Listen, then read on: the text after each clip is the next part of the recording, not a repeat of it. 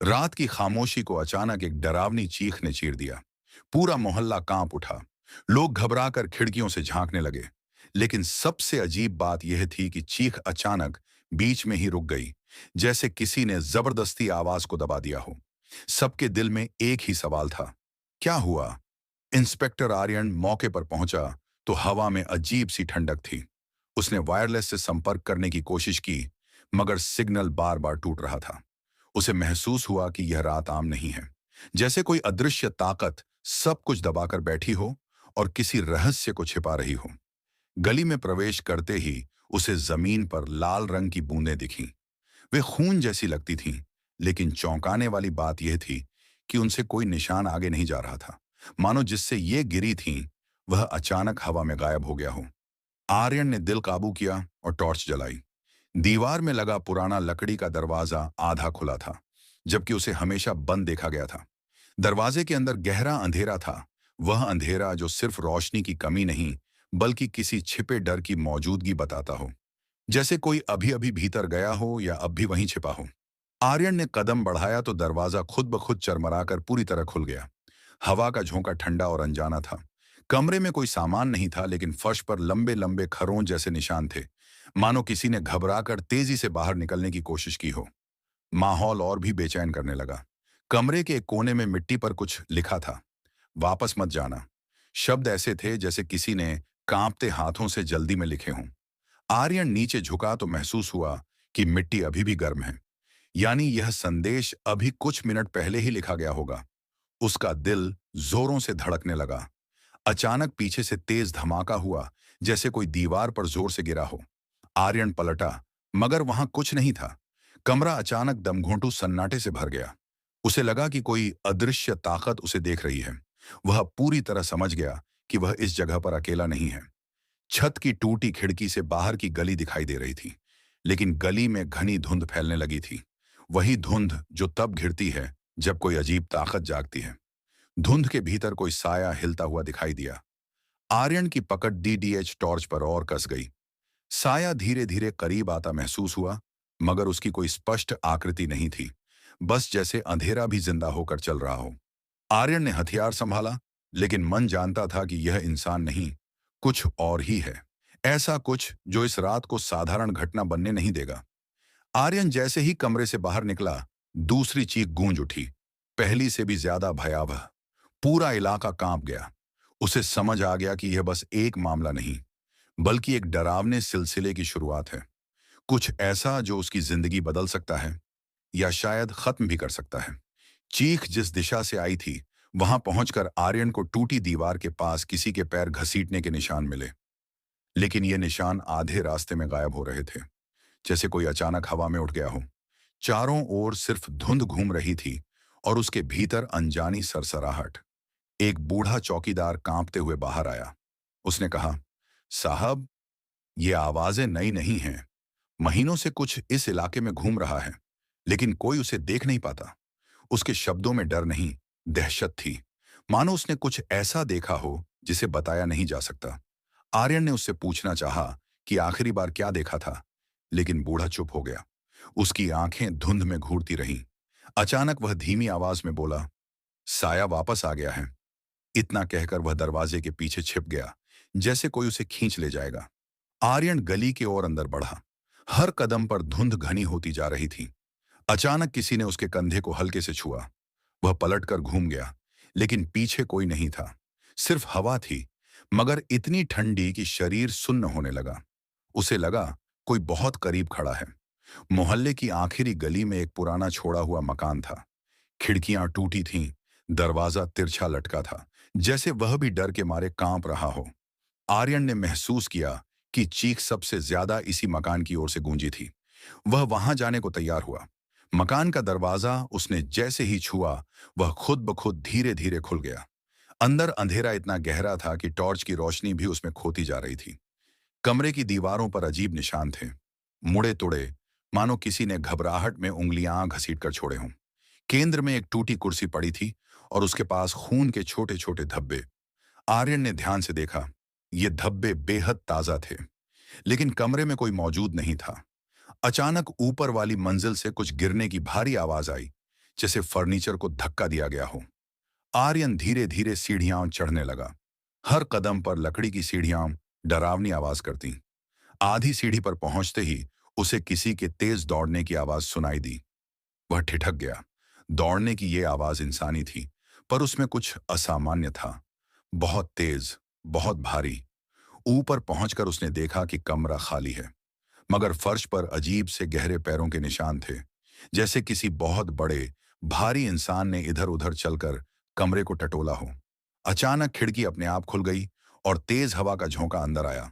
धुंध कमरा भरने लगी। धुंध के बीच एक काली आकृति उभरने लगी, धीरे धीरे, मानो कोई परछाई रूप ले रही हो। आर्यन ने हथियार उठाया, लेकिन उसके हाथ कांपने लगे। आकृति के उभरते ही कमरा और दरवाजे बंद हो गए। वह अकेला फंस चुका था, और इस बार साया उससे भाग नहीं रहा था, बल्कि उसकी ओर बढ़ रहा था। कमरे में जमा घनी धुंध के बीच काली आकृति धीरे धीरे पास आ रही थी। आर्यन को महसूस हुआ कि हवा भारी होती जा रही है। उसने टॉर्च आकृति पर डाली, लेकिन रोशनी उसमें समा गई, जैसे अंधेरा उसे निगल रहा हो। यह कोई इंसान नहीं था, कुछ और था, कुछ बेहद पुराना। अचानक आकृति रुक गई। फिर उसने एक लंबी खींची हुई आवाज निकाली, जो इंसानी भी लगती थी और नहीं भी। आवाज इतनी ठंडी थी कि रीढ़ तक सिहरन उतर गई। आर्यन ने बंदूक तानी, पर उसके मन में एक अजीब सवाल उठा, क्या इसे गोली भी रोक पाएगी? धुंध के बीच आकृति ने अपना हाथ उठाया। हाथ नहीं, उस जैसा कुछ। अंधेरा उसकी उंगलियों की जगह लहराता हुआ फैलने लगा। उसी क्षण कमरे की दीवार पर अचानक शब्द उभरने लगे, जैसे अदृश्य हाथ लिख रहे हों, सच छिपा नहीं रहता। ये वाक्य देखकर आर्यन का दिल तेज धड़कने लगा। कमरे की हवा भारी हो रही थी, सांस लेना मुश्किल हो रहा था। तभी अचानक कमरे की खिड़की जोर से बंद हुई और सन्नाटा छा गया। साया गायब हो चुका था। आर्यन ने इधर उधर देखा, लेकिन कमरे में उसका अकेले होना किसी भी तरह सुरक्षित नहीं लग रहा था। उसने दरवाजा खोलने की कोशिश की, पर दरवाजा मानो किसी अदृश्य ताकत से चिपक गया हो। धक्का देने पर भी नहीं खुला। तभी फर्श पर फिर से निशान उभरने लगे, इस बार छोटे छोटे कदमों के। ये बच्चे के पैर जैसे थे, लेकिन साथ में लंबे नुकीले खरोंच के निशान भी। आर्यन को याद आया कि इस इलाके में वर्षों पहले एक बच्चा अचानक गायब हुआ था। केस कभी हल नहीं हुआ। कहीं ये उसी से जुड़ा मामला तो नहीं? उसने तुरंत नोटबुक निकाली और पुराने केस की तारीखें याद करने की कोशिश की, लेकिन दिमाग पर एक अजीब धुंध छाने लगी। धीरे धीरे दीवार पर एक और वाक्य उभरा, वो वापस आ चुका है। आर्यन ने दीवार छुई तो उसे कुछ पल की झलक मिली।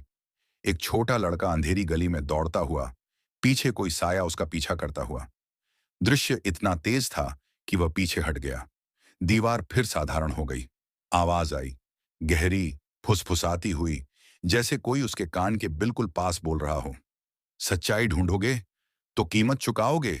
आर्यन ने तुरंत पीछे मुड़कर देखा, लेकिन वहां कोई नहीं था। फिर भी उसे महसूस हुआ कि कोई उस पर निगाहें लगाए हुए है। कमरा अब जाल की तरह लग रहा था। अचानक दरवाजा खुद ब खुद खुल गया और धुंध बाहर की ओर खींचने लगी, जैसे किसी ने रास्ता खोल दिया हो। आर्यन सावधानी से बाहर निकला, लेकिन गली बदल चुकी थी, सुनसान, लंबे लंबे सायों से भरी, और हर दिशा में वही अजीब सी सरसराहट। सच्चाई उसे और गहराई में खींच रही थी। दूर एक मंजिल वाले मकान की खिड़की में किसी बच्चे की आकृति दिखाई दी, कुछ सेकंड के लिए, फिर वह गायब हो गई। आर्यन को लगा कि उसे वहीं जाना चाहिए।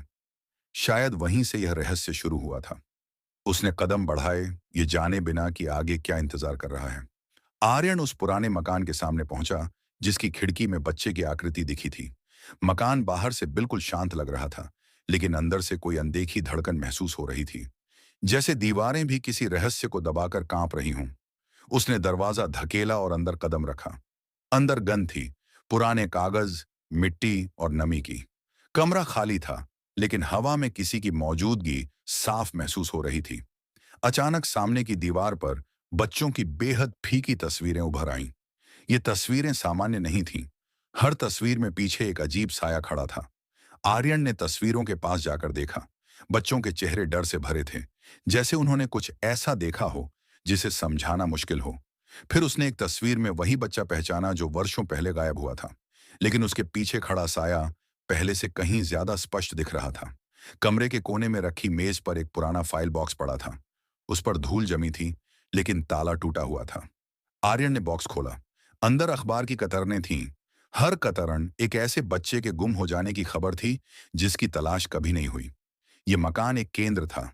एक कागज पर लिखा था, वे लौटेंगे क्योंकि चक्र अधूरा है। ये शब्द देखकर आर्यन की रीढ़ में ठंडक उतर गई। आखिर कौन लिखता था ये सब? क्या कोई जानबूझकर बच्चों को निशाना बना रहा था, या ये किसी अलौकिक घटना का हिस्सा था जिसे कोई समझ नहीं पाया? अचानक मंजिल से किसी के कदमों की आवाज आई, धीमी, भारी और असमान। कदम ऐसे थे जैसे कोई लंगड़ाकर चल रहा हो, पर बेहद ताकत के साथ। आर्यन ने ऊपर की ओर देखा, लेकिन सीढ़ियां धुंध से भरी थीं। धुंध में वही आकृति दिखी, काली, बिना आकार, पर बेहद जीवित। वह आकृति कुछ पलों तक सीढ़ियों के ऊपर खड़ी रही, फिर धीरे धीरे गायब हो गई। लेकिन उसके जाते ही कमरे की खिड़कियां तेजी से खुलने लगीं। हवा इतनी ठंडी हो गई कि सांसें जमा देने जैसी थीं, मानो मकान खुद आर्यन को बाहर फेंकना चाहता था, या अंदर कैद रखना। आर्यन ने सीढ़ियों पर कदम रखा। हर स्टेप के साथ पुरानी लकड़ी चिड़चिड़ाती जैसे विरोध कर रही हो। ऊपर पहुंचकर उसने देखा कि एक कमरा आधा खुला था। दरवाजे के पीछे से किसी बच्चे के रोने की बेहद हल्की आवाज आ रही थी। यह कोई भ्रम नहीं, बिल्कुल वास्तविक थी। कमरा खाली था, पर फर्श पर छोटे छोटे पैरों के ताजा निशान थे। आर्यन उन्हें देखते हुए घुटनों के बल बैठा और महसूस किया कि ये कहीं जाने की बजाय अचानक गायब हो रहे हैं, जैसे बच्चे को बीच हवा में उठाया गया हो। तभी कमरे की दीवार से धीमी फुसफुसाहट उभरी। फुसफुसाहट ने कहा, उसे बचा सकते हो, अगर हिम्मत है। आवाज एक बच्चे जैसी थी, लेकिन उसमें दर्द भी था, डर भी, और किसी छिपी चेतावनी का बोझ भी। आर्यन ने उठकर कदम बढ़ाए। अब वह सिर्फ सच नहीं ढूंढ रहा था, वह किसी को बचाने की दौड़ में था। आर्यन तेजी से कमरे से बाहर निकला। उसकी टॉर्च कांप रही थी। नीचे की मंजिल से फिर वही भारी कदमों की आवाज आई, लेकिन इस बार कदमों के साथ एक धीमी गुनगुनाहट भी थी, जैसे कोई पुराना टूटा गीत किसी अनदेखी जगह से बज रहा हो। गुनगुनाहट डर को और गहरा बना रही थी। वह सीढ़ियां उतरने ही वाला था कि अचानक धुंध में वही बच्चे की आकृति फिर उभर आई। वह कुछ कहना चाहता था, लेकिन आवाज नहीं निकल पा रही थी। केवल होंठ हिल रहे थे। आर्यन ने ध्यान से देखा। बच्चा भागो कह रहा था। इससे पहले कि वह कुछ करे, आकृति गायब हो गई। अब मकान का माहौल पूरी तरह बदल चुका था। दीवारें हिल रही थीं, जैसे उनके भीतर कुछ दफन होकर छटपटा रहा हो। फर्श में हल्की दरारें बनने लगीं। एक पल को लगा कि पूरा घर किसी भारी बोझ से दब रहा है। आर्यन जान गया कि उस बच्चे ने सच में चेतावनी दी थी। वह दरवाजे की ओर दौड़ा, पर दरवाजा अब बंद नहीं, पूरी तरह गायब था। उसकी जगह सिर्फ अंधेरा था, जो हिलता डुलता दिखाई दे रहा था, मानो कोई जिंदा दीवार उसे रोक रही हो। अचानक कमरे में हर घड़ी, हर आवाज, सब शांत हो गया। केवल आर्यन का धड़कता दिल सुनाई दे रहा था। आर्यन ने टॉर्च की रोशनी दी तो अंधेरे के भीतर आकृतियां बनने लगीं। बच्चों की परछाइयां, हर एक के चेहरे पर डर का एक जैसा नक्शा। वे बोल नहीं पा रही थीं, लेकिन उनकी आंखें मदद मांग रही थीं। वह समझ गया कि वे सभी उसी साए के शिकार थे जो यहां भटक रहा था। अचानक सब परछाइयां पीछे हट गईं, जैसे किसी आदेश पर, और उनके पीछे से वही बड़ा, भयावह साया उभरा। इस बार पहले से ज्यादा साफ, ज्यादा गहरा। साया आकार बदलते हुए धीरे धीरे आर्यन के करीब आने लगा, जैसे उसके हर कदम के साथ सन्नाटा और गहरा उतर रहा हो। आर्यन ने हथियार उठाया, लेकिन उसे महसूस हुआ कि यह ताकत गोलियों से नहीं रुकेगी। फिर भी उसने गोली चलाई। आवाज गूंजी, पर साया पीछे नहीं हटा। गोली उसके अंदर ऐसे उतर गई जैसे अंधेरा उसे निगल गया हो। साया और भी बड़ा होकर फैलने लगा, कमरे को पूरा ढकते हुए। तभी दीवार पर फिर एक वाक्य उभरा, उसका नाम जानो, तभी मुक्त होगा। आर्यन यह समझ नहीं पाया कि उसका कौन, बच्चा या ये साया। उसने कमरे में इधर उधर देखा, लेकिन कोई सुराग नहीं मिला। तभी एक टूटी लकड़ी के पीछे एक पुरानी डायरी पड़ी दिखी। डायरी बच्चे की थी। पहले पन्ने पर लिखा था, मेरा नाम आरव है, अगर मैं गायब हो जाऊं तो मुझे ढूंढना। आर्यन ने नाम दोहराया, आरव। उसी क्षण कमरा कांप उठा, जैसे नाम से किसी शक्ति को चोट पहुंची हो। बच्चे की परछाइयां चमकने लगीं, लेकिन साया और ज्यादा क्रोधित हो गया। साया गरजते हुए आर्यन पर झपटा। दीवारें फटने लगीं, जिसमें अंदर से तेज हवा का तूफान निकल रहा था। आर्यन ने डायरी पकड़ी, आरव का नाम जोर से पुकारा, और सीधे साए की ओर दौड़ा। उसे लगा यह उसकी आखिरी कोशिश है, या तो वह आरव को बचा लेगा या खुद भी गायब हो जाएगा। आर्यन ने पूरी ताकत से डायरी उठाई और साए के सामने खड़ा हो गया। जैसे ही उसने आरव का नाम दोहराया, कमरे में दबा हुआ हवा का तूफान और हिंसक हो गया।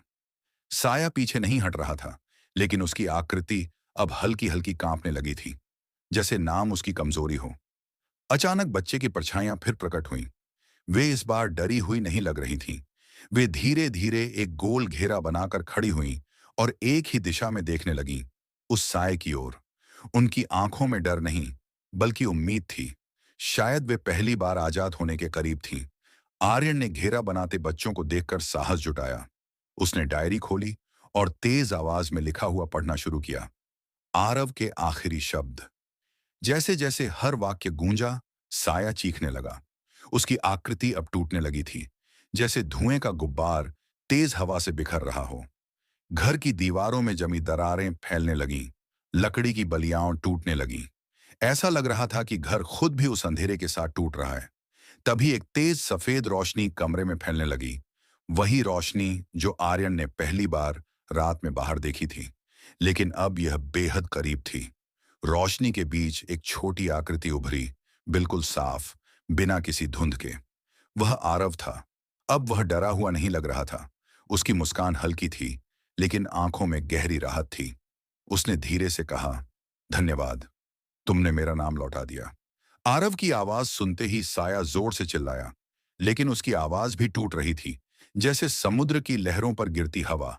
बच्चों की परछाइयां एक एक कर रोशनी में समाने लगीं। वे सभी मुक्त हो रहे थे। साया अब आधा रह गया था, लेकिन आखिरी वार अभी बाकी था। आर्यन ने अंतिम वाक्य पढ़ा, कोई नाम मिटा नहीं सकता जब तक कोई उसे याद रखे। इस एक वाक्य ने जैसे पूरी जगह को हिला दिया। साया जोर से फटा और एक भयानक गर्जना के साथ काले धुएं की तरह हवा में बिखर गया। कमरा तुरंत शांत हो गया। पहली बार पूरे घर में सन्नाटा नहीं, बल्कि शांति थी। दीवारें टूटना बंद हो गईं। दरवाजा फिर वहीं आकर बन गया, जैसे कभी गायब ही नहीं था। आरव की रोशनी धीमी होने लगी। उसने आर्यन की ओर हाथ बढ़ाया। अब हम सब जा सकते हैं, तुम भी। लेकिन उसकी आवाज में एक भारी बात छिपी थी, जो अभी कहीं नहीं गई थी। जैसे ही आरव गायब हुआ, घर में फिर एक हल्की फुसफुसाहट गूंजी। यह आवाज किसी बच्चे की नहीं थी, ये किसी और की थी, बहुत गहरी, बहुत पुरानी। आवाज ने कहा, तुम्हें लगा यह अंत है? आर्यन का दिल फिर जोर से धड़कने लगा, लेकिन इससे पहले कि कुछ और हो, दरवाजा खुल गया। आर्यन बाहर निकल गया। जैसे ही उसने बाहर कदम रखा, घर अचानक शांत दिखने लगा, मानो सब सामान्य हो। पर ठीक उसी वक्त ऊपर की खिड़की से एक परछाई हिली, वही गहरी अंधेरी परछाई। आर्यन रुक गया। कहानी खत्म हुई थी, लेकिन डर नहीं।